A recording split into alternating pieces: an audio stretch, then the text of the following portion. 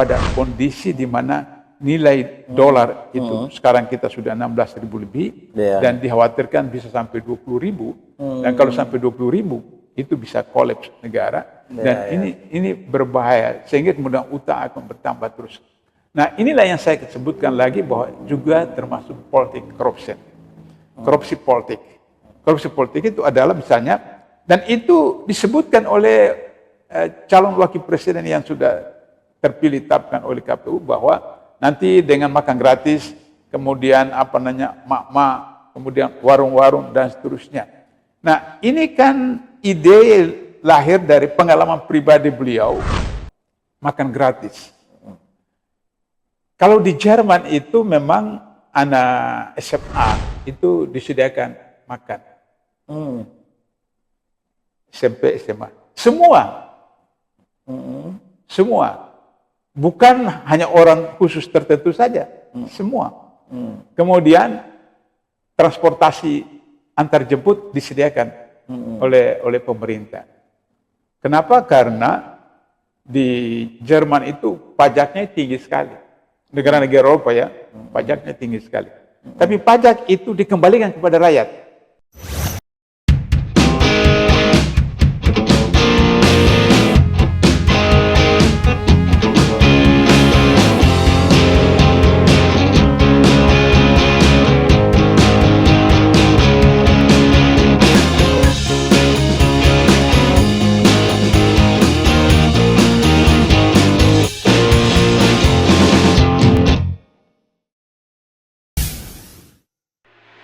Assalamualaikum warahmatullahi wabarakatuh. Waalaikumsalam.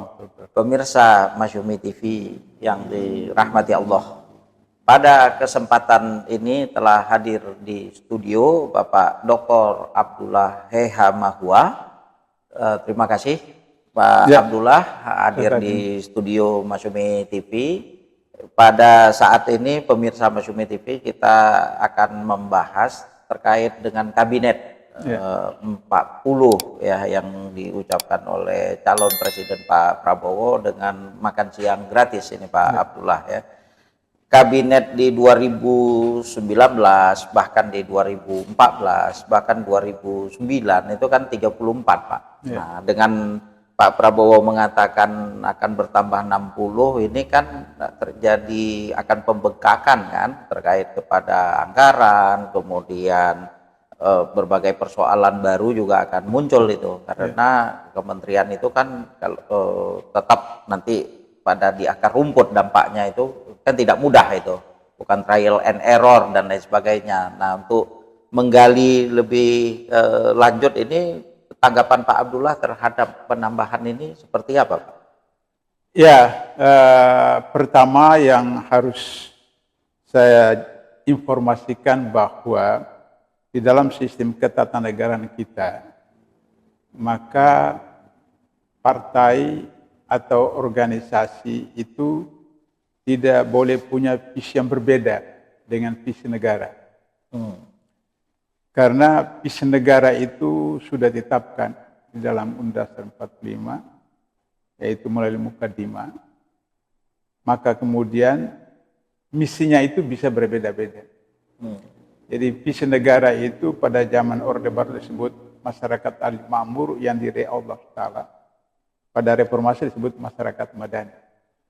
Sehingga visi semua kementerian, semua organisasi, semua partai untuk menegakkan masyarakat madani. Misinya baru bisa berbeda-beda. Jadi misalnya misi Kementerian Pendidikan mencerdaskan. Misi Kementerian Keuangan bagaimana mendatangkan penghasilan negara yang banyak. Misi baru beda-beda. Nah, ketika kita mendengar kampanye Prabowo tentang makan gratis, kemudian setelah terpilih, kemudian mengatakan bahwa kabinet akan dibesar menjadi 40, ini jelas bertentangan dengan Undang-Undang nomor 29 tahun 2018 tentang Kementerian Negara yang sana sudah ditetapkan. Sehingga begitu, jika harus mau mengadakan penambahan atau pengurangan, berarti undang-undang harus diamandemen. Undang-Undang nomor 9 2018 tentang Kementerian Negara setiap amandemen. Kita isinya tahu, apa Pak? Yang ya, isinya Undang-Undang nomor 29 tentang itu apa? jumlah kementerian itu sudah ditetapkan. Dan ini kita tahu historisnya cukup lama, alot di DPR. Ya, untuk sampai kepada Sampai satu kepada- undang-undang itu kan ada kajian itu, akademis, kajian akademis, ya, kemudian kan, sosialisasi, pertimbangan, kemudian segala macam. sosiologis, antropologis, keuangan, macam-macam Keuangan dan seterusnya. kajian. Itu cukup lama.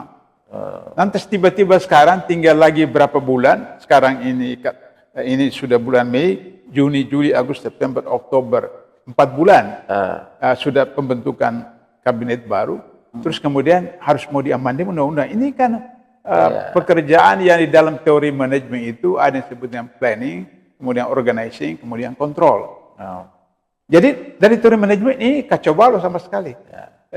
Kalau planning itu maka kemudian sudah harus masuk di dalam rencana perubahan undang-undang di badan legislasi di DPR itu setahun atau 2 tahun sebelumnya.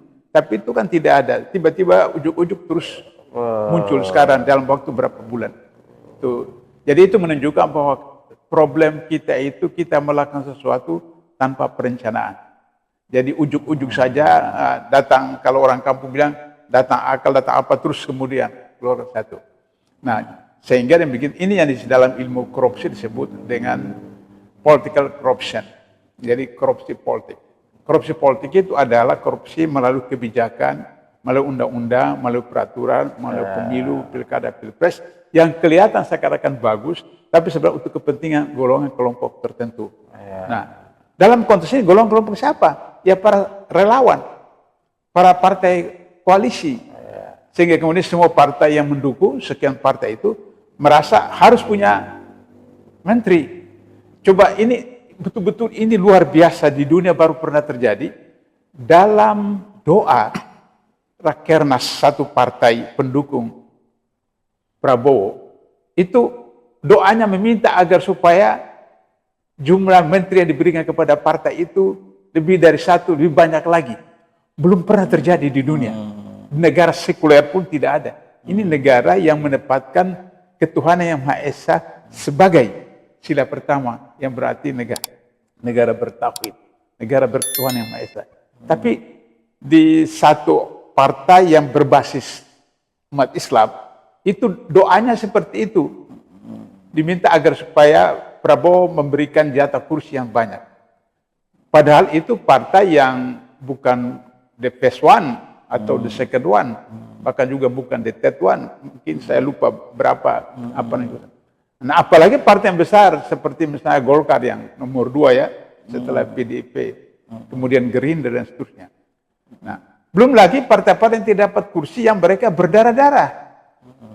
Katakan mungkin seperti PSI atau apa segala macam. Nah, jadi disitulah yang saya katakan ini adalah korupsi politik. Jadi seakan-akan itu alasan menyalurkan aspirasi, tapi sebenarnya adalah bagaimana transaksional yang terjadi antara satu pejabat dengan pendukungnya, suatu presiden dan pendukung. Ini berbahaya sekali. Sehingga nanti kemudian dalam perjalanan tiba-tiba mimpi, tiba-tiba terus kemudian lahir lagi undang-undang, lahir lagi peraturan, dan ini berbahaya sekali. Itu soal bagaimana mengubahnya. Kemudian apa yang terjadi kalau dalam waktu 4 bulan ini tiba-tiba kemudian goal itu, dan itu bisa saja karena dari 575 anggota DPR yang sekarang itu sekian persen itu tidak lolos untuk DPR periode berikut. 2024 2029. Kalau mereka misalnya ditawarkan 100 juta satu orang, wah, sudah biaya pemilu sudah mahal, sudah apa tidak, ya udahlah 100 juta. 100 miliar atau 1 miliar lah. Atau berapa lah? Ya berapa lah begitu miliar. Sebab Anda perhatikan tuh kasus PN Timah itu 271 triliun. 271. Jadi kalau misalnya 100 orang, 1 miliar satu orang, baru 100 miliar, belum sampai 1 triliun. Maka kemudian ujuk-ujuk itu bisa. Nanti kemudian dikatakan ya disosialisasikan melalui e-learning dan seterusnya. Sama dengan undang-undang sebelumnya. Yang kedua, karena mereka ditetapkan sebagai menteri bukan karena kapasitas, tapi karena soal janji-janji, soal bargaining dan seterusnya, maka kemudian mereka di sana itu akan berhitung apakah mau melaksanakan kewajiban sesuai dengan tupoksi masing-masing atau kepentingan partai. Kita lihat kasus BTS, kemudian kasus menteri sosial, itu karena harus setiap menteri yang masuk itu harus menyerahkan sekian setiap bulan kepada partainya, kepada induknya. Maka kemudian akhirnya partai-partai yang tidak dapat kursi tapi punya potensi, ada menteri dalam, kemudian mungkin juga di gubernur, bupati, dan kemudian di eselon 1, 2, 3, itu akan melakukan apa yang seperti yang terjadi selama 10 tahun pemerintahan Jokowi itu. Nah, itu soal kementerian, dan ini berbahaya sekali. Yang kedua soal makan gratis. Kalau di Jerman itu memang anak SMA itu disediakan makan. SMP, SMA. Semua. Semua. Bukan hanya orang khusus tertentu saja. Semua. Kemudian transportasi antar jemput disediakan oleh pemerintah. Kenapa? Karena di Jerman itu pajaknya tinggi sekali. Negara-negara Eropa ya, pajaknya tinggi sekali. Tapi pajak itu dikembalikan kepada rakyat. Dalam bentuk pendidikan, dalam bentuk kesehatan, dan bla bla bla. Public welfare. Ya, public welfare. Itu seperti itu. Nah, PPN kita 10%, ketika saya masih di KPK 10%. Tahun lalu dinaikkan 11%. Nah, 1% itu untuk apa? Untuk IKN. Kemudian mau dinaikkan lagi 12%, tambahan 1%. Untuk apa? Ya, salah satunya adalah untuk makan gratis. Artinya sekali lagi kepada teori manajemen, tidak ada planning. Ya, mungkin cuma hanya untuk menarik hati. Ketika selesai Pilpres, teman dari Malaysia telepon saya, Pak Abdullah, 50% rakyat Indonesia itu pendidikannya rendah, apalagi di Jawa. 50% penduduk Indonesia itu miskin. Jadi ketika Prabowo bicara tentang makan gratis, selesai track seperti itu. Jadi oleh karena itu maka ketika kita bandingkan negara-negara maju, itu adalah mereka bayar pajak dikembalikan kepada mereka. Kalau kita tidak, ini sama dengan bansos, sama dengan BLT. Kita menjadikan mereka itu adalah orang peminta-minta. Pada dalam Islam kata Rasulullah, yang terhormat itu adalah tangan di atas, bukan tangan di bawah. Seperti itu. Nah, kita mendidik mereka untuk tetap tangan di bawah. Yang seharusnya kan yang kita berikan kepada rakyat yang lapangan pekerjaan. Lapangan kerja. Dalam adagium orang kampung, jangan kita berikan ikan, tapi kita berikan pancing. Ya, biar ikannya dapat lebih banyak, bukan cuma kemudian sedikit. Mereka berdikari, mereka mandiri. Pancing itu kemudian. Kalau sekarang kita kasih ikan terus sampai kapan dia bisa independen, bisa mandiri? Nah, karena itu maka harus lapangan kerja di mana misalnya proyek dari Aceh sampai Papua Barat bukan ditangani oleh oligarki, tapi ditangani oleh BUMN, BUMD, UKM, sehingga kemudian angka kemiskinan itu naik, tingkat kesejahteraan naik, maka kemudian bukan pajak yang jadi persoalan, tapi zakat. Jadi orang Islam mengeluarkan zakat mal khususnya, kemudian digunakan untuk kepentingan karena qadarullah, mayoritas bangsa Indonesia adalah umat Islam, dan itu dijamin dalam pasal 29 ayat 2 Undang-Undang 45, negara menjamin kebebasan warga negara beragama dan melaksanakan ajaran agamanya itu, sehingga dengan begitu maka kemudian negara punya kewajiban untuk menciptakan peraturan kebijakan dalam melaksanakan ajaran-ajaran agama, salah satunya adalah soal zakat untuk kepentingan-kepentingan umat Islam. Tapi kalau kita melihat fatwa dari ulama-ulama Mesir bahwa zakat mal itu bisa digunakan untuk berbagai kepentingan masyarakat. Misalnya untuk di Mesir itu bisa untuk membangun jalan raya, membangun sekolah, membangun rumah sakit, apa namanya segala macam. Yang itu kemudian tidak hanya digunakan oleh umat Islam. Zakat mal yang dari umat Islam itu bisa digunakan oleh siapa saja, warga negara maupun tidak warga negara, jalan di atas jalan, masuk ke sekolah, ke rumah sakit dan seterusnya. Nah, oleh karena itu maka dalam konteks bagaimana untuk makan gratis itu problemnya adalah bahwa terjadi pembengkakan anggaran dan diambil dari mana APBN-nya. Kita sekarang 4.000 lebih APBN kita, utang kita 8.000, sekian triliun. Nah, kalau 2025 nanti bulan depan itu baru akan dibahas APBN 2025. Nah, bagaimana untuk bisa menetapkan anggaran untuk masuk makan gratis itu pada kondisi di mana nilai dolar itu sekarang kita sudah 16.000 lebih dan dikhawatirkan bisa sampai 20.000 dan kalau sampai 20.000 itu bisa kolaps negara dan ini berbahaya sehingga kemudian utang akan bertambah terus. Nah, inilah yang saya sebutkan lagi bahwa juga termasuk politik korupsi politik. Korupsi politik itu adalah misalnya dan itu disebutkan oleh calon wakil presiden yang sudah terpilih tetapkan oleh KPU bahwa nanti dengan makan gratis, kemudian mak-mak, kemudian warung-warung dan seterusnya. Nah, ini kan ide lahir dari pengalaman pribadi beliau yang ketika menjual martabak, menjual ini, menjual pisang goreng dan seterusnya, yang baru berapa tahun jadi pedagang kecil, tiba-tiba punya rekening itu sekian ratus miliar dan seterusnya. Dari mana? Itu adalah satu bentuk korupsi politik. Sehingga nanti kemudian siapa yang menangani itu? Apakah membentuk kementerian tersendiri? Ataukah kemudian nanti orang-orang tertentu yang akan kemudian kajiannya seperti apa? Kajian seperti apa? Dan tidak ada kajian yang kita lihat ya. Itu tidak ada. Hanya kemudian pengalaman karena pernah menjadi jual pisang goreng, terus itu mau diangkat menjadi satu proyek nasional yang kemudian dikuasai oleh kelompok.